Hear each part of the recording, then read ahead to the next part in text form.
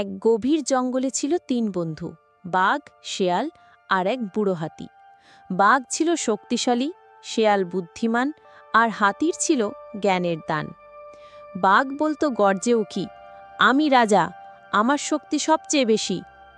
শেয়াল মনে মনে হাসত চুপি চুপি, রাজা হতে লাগে বুদ্ধি, সব কিছুতেই কি শুধু গুটি।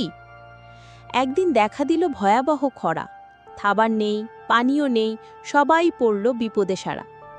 বাঘ বলল, আমি খাবার জোগাড় করব, আমার শক্তি দিয়ে সব কিছু আমি কাড়ব। শেয়াল বলল, না ভাই বাঘ, চলো হাতি ভাইয়ের কাছে যাই, উনি জানেন কোনটা ঠিক। তারা গেল হাতির দ্বারে। হাতি হাসল ধীরে, শান্ত গলায় বলল সবার তরে, বন্ধুরা, একা একা কিছু হয় না, শক্তি, বুদ্ধি আর জ্ঞান, এই তিনটে মিলেই হয় কাজ শোনা। সে পথ দেখালো নদীর তীরে, যেখানে খাবার পানি সব ছিল ধীরে। বাঘ বলল, আজ বুঝেছি, শক্তি একা থাকলে কিছুই হয় না শেষে। শেয়াল হেসে বলল, বুদ্ধিও একা পারে না সব, তিনে মিলে চললেই হয় জীবনের রস। হাতি মাথা নাড়ে ধীরে, ঠিক বলেছ বন্ধুরা, এই তো জীবনের সেরা রীতি।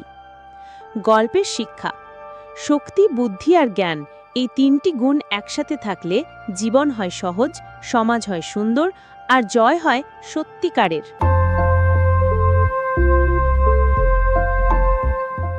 এক বনে থাকত এক বাঘ, তাকেই সবাই বলতো বনের রাজা। গম্ভীর চোখ, গর্জনেই কাঁপে জঙ্গল। কিন্তু সেই বাঘের মনে ছিল সন্দেহ, আমি কি সত্যিই সবার নেতা? একদিন সে ঠিক করল একটা পরীক্ষা নেবে। সে ডেকে পাঠালো বনের সব পশুদের। বাঘ বলল, আজ থেকে 3 দিন পর একটা প্রতিযোগিতা হবে। কে কেমন চালাক আর বুদ্ধিমান সেটা আমি নিজে দেখব।